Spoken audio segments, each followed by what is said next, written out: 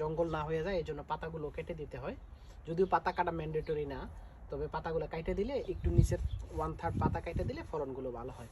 তো আপনি যখন বাসায় টমেটো গাছ লাগাবেন, টমেটো গাছটাকে চেষ্টা করবেন সোজা রাখতে, এবং চেষ্টা করবেন মেইন গাছ থেকে যে ফলগুলো এগুলো রাখতে, এবং ভালো জাতের টমেটো। লাগানোর পূর্বে অনেকে বলে যে ভাই আমি টমেটো লাগাইছি ছোট, কারণ কি? কারণ হচ্ছে আপনি যখন টমেটোর গাছ কিনছেন তখন আপনি চিন্তা করে কিনেন নাই যে এটা কোন জাতের টমেটো, কত বড় টমেটো, এটা যাই না পরে কাটতে হবে, লাগাতে হবে।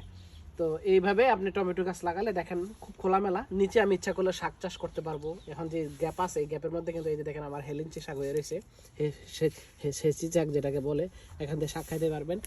পাতা না কেটে দেন, ডালপালা কেটে না দেন, তাহলে ঝুপঝাড় হয়ে যাবে এবং খুব ছোট ছোট টমেটো হবে, গাছের হবে।